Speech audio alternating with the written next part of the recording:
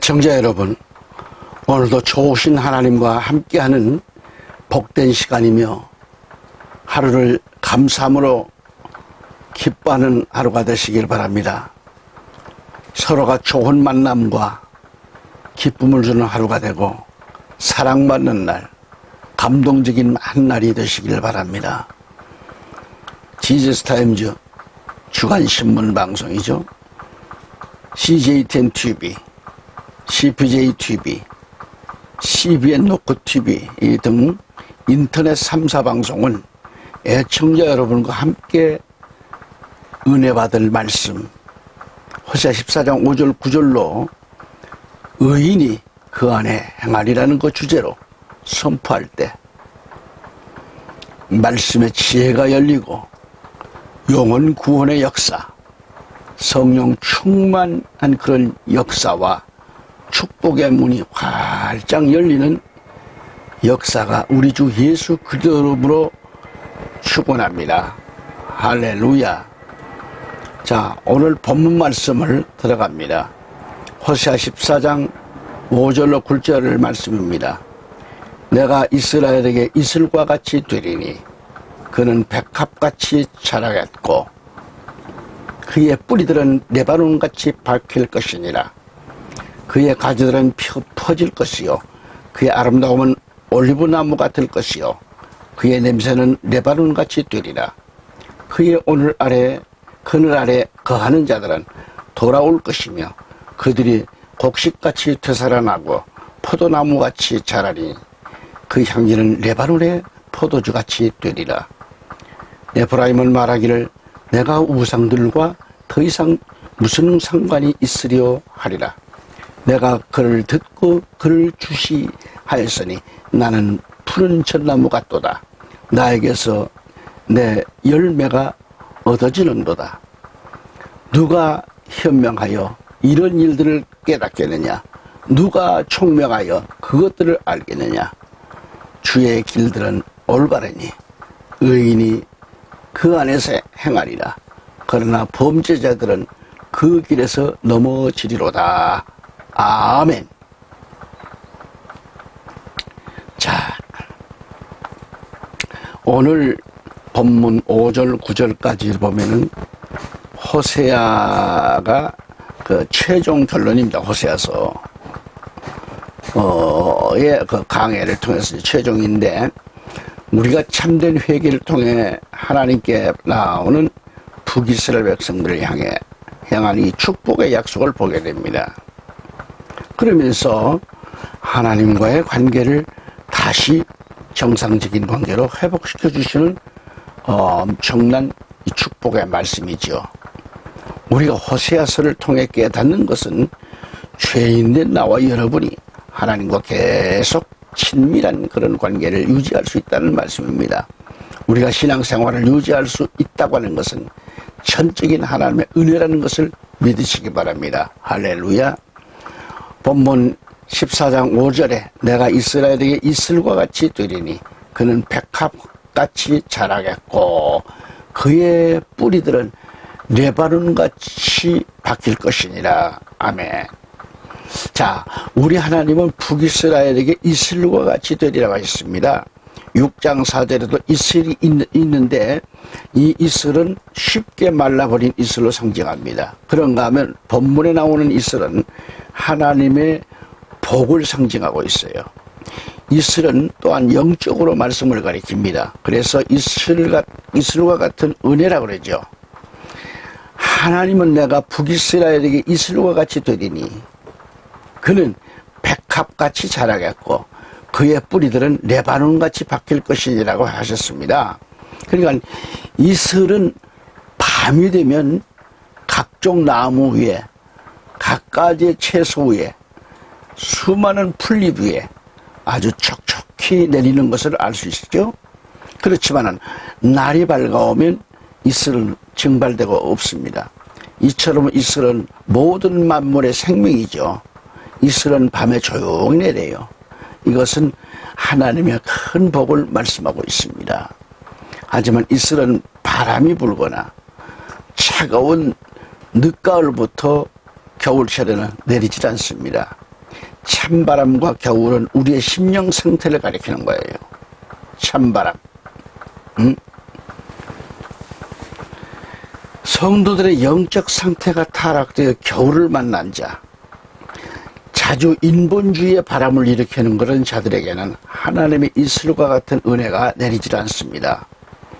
심령이 메마른 땅같이 쩍쩍 갈라졌어도 이슬 같은 은혜의 단비가 내리면 모든 것들이 해결되잖아요. 아멘. 오늘 본문 보시면 내가 하나님이 북이스라엘에게 이슬과 같이 되리니 그는 백합같이 자라겠고 그의 뿌리들은 레바논같이 박힐 것이니라 그랬습니다. 이 말씀에서 은혜롭고 재미있는 것은 백합이죠. 백합은 희고 향기가 진하고 자태가 고울뿐만 아니라 성장 속도가 빠르다고 그러죠. 또한 백합은 순결과 아름다움을 또 번성을 상징하고 있습니다. 이와 같이 북이스라엘 백성들이 하나님의 풍성한 은혜를 힘입어 영육간에 매우 아름답게 될 것을 시사하고 있는 거죠. 그래서 창세기 27장 28절에 보면 그러므로 하나님께서는 하늘의 이슬과 땅의 기름짐과 풍성한 곡식과 포도주를 내게 주시며 하셨어요. 또한 민수기 11장 9절에도 오직 너희는 주를 거역하지 말며 또한 너희는 그 땅의 백성을 두려워하지 말라. 그들은 우리의 밥이요 그들의 보호자는 그들에게서 떠났으나 주께서는 우리와 함께 계시니 그들을 두려워 말라 하니라 그랬습니다. 찬송가 중에도 88장 1절을 보면 내 진정사모하는 친구가 되시는 그 주 예수님은 아름다워라. 산 밑에 백합하여 빛나는 새벽별 주님 영원할 게 아주 없도다. 내 마음이 아플 적에 큰 위로 되시며 나 외로울 때 좋은 친구라. 주는 저 산 밑에 백합 빛나는 새벽별 이 땅 위에 비길 것이 없도다. 아멘. 응? 그러니까 예수님은 마태복음 6장 28절 29절에서 이 꽃이 솔로몬의 모든 인간적 용화보다도 아름답도다고 말씀하셨잖아요. 이 본문의 백합은 북이스라엘 백성들이 지난 과거에 저질렀던 그런 모든 죄들을 회개하고 돌아올 경우 하나님의 은혜에 힘입어 축복을 받아 아름답고 향기롭게 변화될 것이라는 그런 말씀을 갖고 있습니다. 향기로운 백합같이 아름답고 축복받을 백성이라는 것을 말씀해 주고 있는 거죠. 그러면서 그 뿌리들은 레바논같이 박힐 것이냐 그랬어요. 여기서 그의 뿌리들은 매우 귀한 좋은 의미입니다. 뿌리가 레바논같이 박힐 것이라고 했어요. 고산 지역에서 수십 년, 수백 년간 자란 그런 나무들은 험한 비바람과 눈보라를 맞으면서도 크게 자라지는 못했지만 그 나무들은 한결같이 꺾어지지도 않고 뿌리채 뽑혀지지도 않고 그 자리에 버티고 서 있다는 점이죠. 그 원인은 바로 뿌리에 있었어요. 고산지대의 나무들은 그 뿌리가 아주 깊이 들어가 있습니다. 눈보라, 비바람, 태풍에도 그 뿌리가 깊이 박혀 있기 때문에 걱정이 없습니다. 여기 그의 뿌리들은 레바논같이 박힐 것이라 그랬어요. 북이스라엘 백성들에게 회개하고 돌아오면 마치 비를 맞은 땅이 더 단단하게 굳어지듯이 북이스라엘 백성들도 레바논같이 그 뿌리가 깊이 박히듯이 다시는 넘어지지 않게 견고하게 서게 되리라 그런 말씀이죠. 그러니까 북이스라엘 백성들이 이제 어떠한 악한 유혹에서도 결코 넘어지지를 무너지지 않으리라는 영적인 의미가 있다는 것을 믿으시며 신앙의 뿌리가 깊이 박힌 레바논의 축복이 있기를 기원합니다. 이제 호세아 14장 6절에 보면 그의 가지들은 퍼진다, 퍼질 것이요. 가지가 퍼져나가죠. 그의 아름다움은 올리브 같을 것이요. 올리브처럼, 감람나무처럼 아주 가지가, 나무가 아름답다 이거죠. 그의 냄새는 레바논같이 들려, 즉 향기로운 냄새. 이 말씀을 보면 신나는 말씀 아닐 수 없습니다. 그래서 그의 가지들은 퍼질 것이었겠는데, 다시 말해서 봄이 되면 땅을 뚫고 올라오는 새싹들처럼 북이스라엘 백성들이 하나님의 은혜로 지층을 뚫고 올라오는 새순처럼, 새싹을 내는 가지들처럼 이제 마음껏 축복을 받고 번성해 갈 것을 비유로 표현하고 있는 거죠. 아멘. 그의 가지들은 퍼질 것이요. 이것은 하나님의 은혜를 입은 북이스라엘 백성들의 아름다운 모습을 언급하고 있는 겁니다. 그 가지들이 퍼질 것이라는 것은 북이스라엘 백성들의 영적 성장을 가리키는 거죠. 영적 성장의 그 수가 증가한다는 의미입니다. 또한 그의 아름다움은 올리브나무 같을 것이라 그래.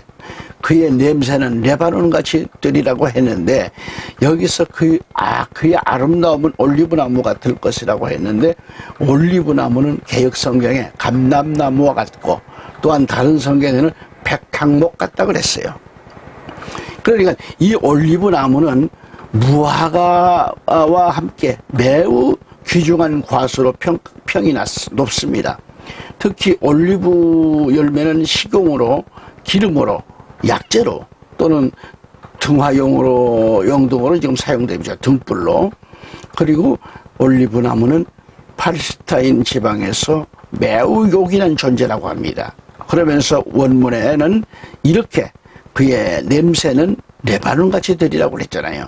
냄새는 아름다운 향기를 뜻하는데, 회개하고 돌아온 북이스라엘 백성들이 이슬과 같은 하나님의 큰 복을 받을 때 영적으로 성장했다는 것이고요. 그래서 하나님 앞에 아름다운 향기를 바라는 백성들의 모습을 이렇게 가리키고 있는 겁니다. 성경을 찾아보시면 정말 성도들은 그리스도의 향기라고 그랬어요. 고린도후서 2장 15절 16절을 읽어보시면, 이는 우리가 구원받은 사람들에게나 멸망하는 사람들에게나 하나님 앞에서는 그리스도의 향기이기 때문이라. 정녕 이 사람들에게는 사망에 이르는 사망의 향기나 저 사람들에게는 생명에 이르는 생명의 향기라. 누가 이런 일들을 원만히 감당하겠느냐라고 했어요. 여기서 바울은 성숙한 그리스도인을 향하여 그리스도의 향기라고 했습니다. 아멘, 할렐루야. 그리고 그의 냄새는 레바논같이 박철이라는 거죠.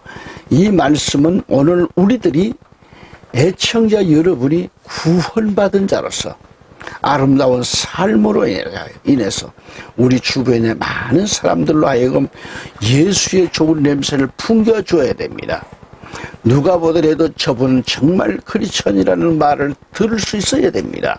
그런데 사람들에게 덕이 되지를 못한 그런 신자들은 개신자야, 저 사람 가짜 신자라는 말을 듣게 된다면 하나님께 영광을 가리는 일이 됩니다. 우리는 참된 크리스천으로서 생명이 이르는 생명 향기를 뿜어내는 참된 신앙인이 되어야 합니다. 하지만 사망에 이르는 사망의 향기를 뿜어낸다면 저 사람도 죽고 자기 자신도 죽게 돼요.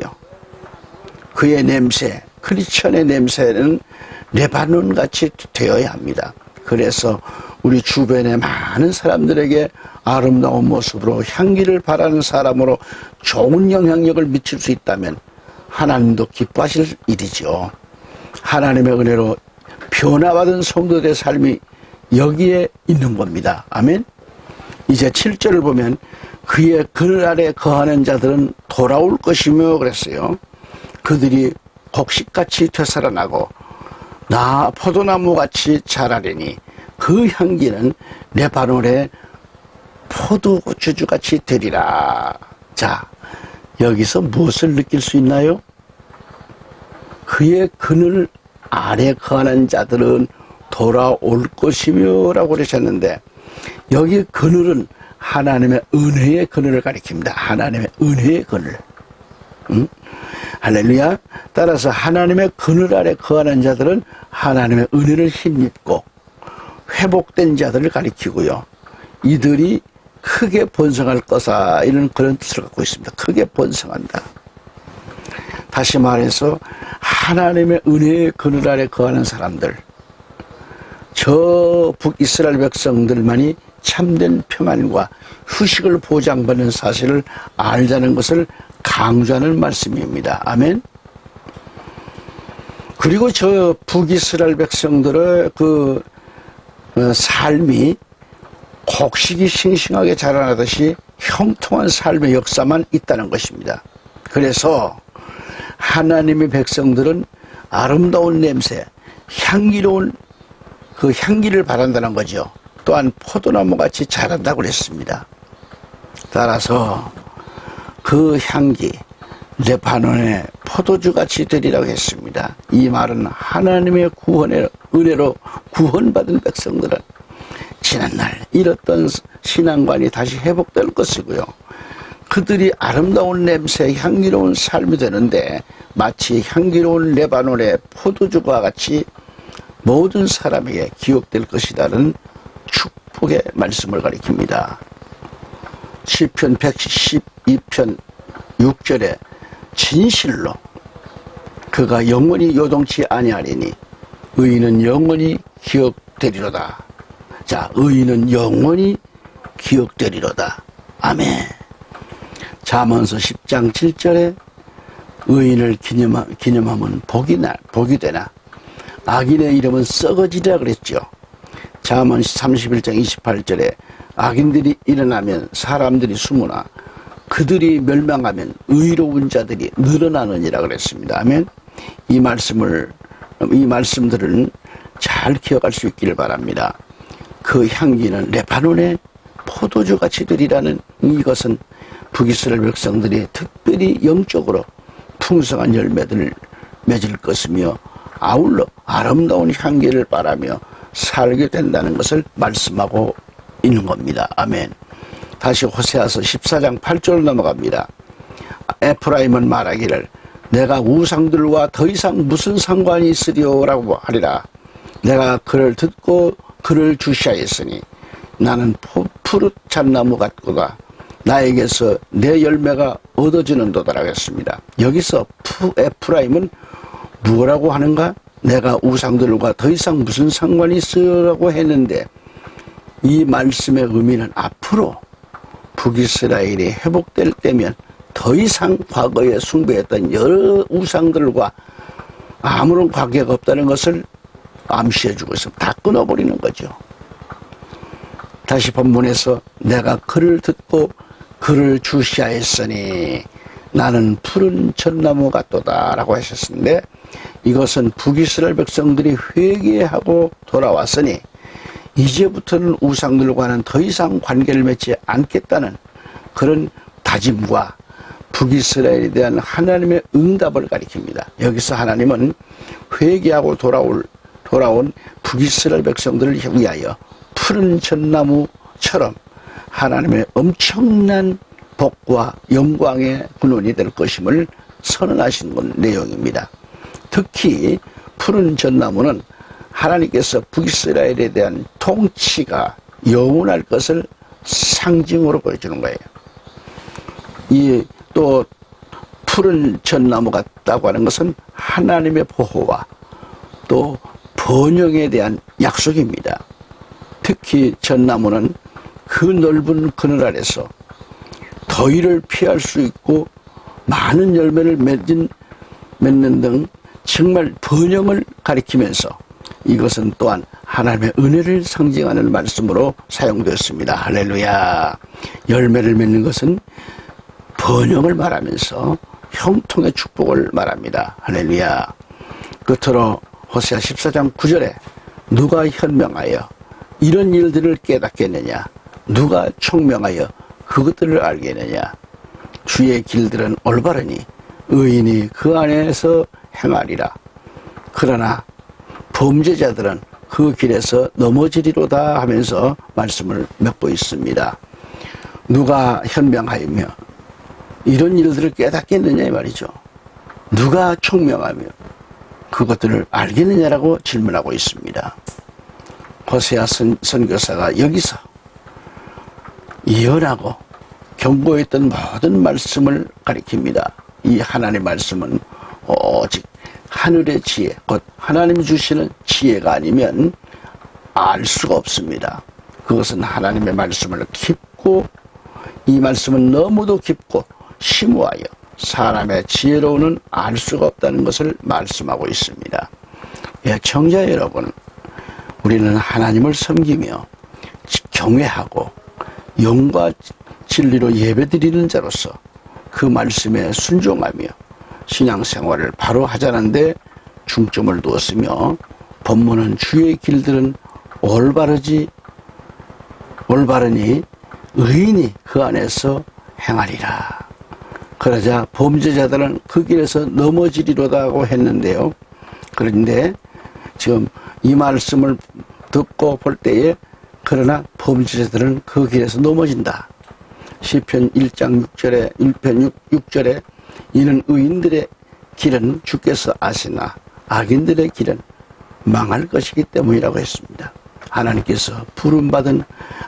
이렇게 부름받은 성도들은 주의 길들을 따라갈 때 생명이 보장되나 배척하는 자는 멸망에 이르게 되는 것이죠.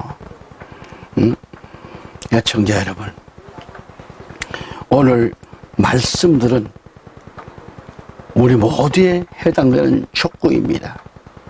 한편 주의 길들은 요한복음 14장 6절에 예수께서 그에게 말씀하신 나는 길이요 진리요 생명이라. 나로 말미암지 않고는 아버지께로 올 사람은 아무도 없느니라고 하셨어요. 자, 우리는 날마다 예수님 안에서 하나님을 만나고 예수님 안에서 치유의 하나님을 만나게 되는 것입니다. 아멘. 또한 예수 그리스도 안에 거하는 자는 영생의 복을 보장받게 되고요.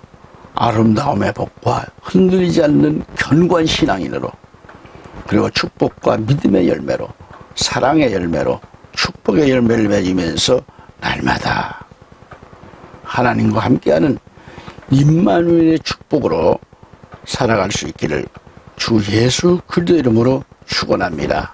마라나타. 지금 여기까지 호세아서 말씀을 그래서 은혜를 받으며 함께 나누었습니다. 감사합니다.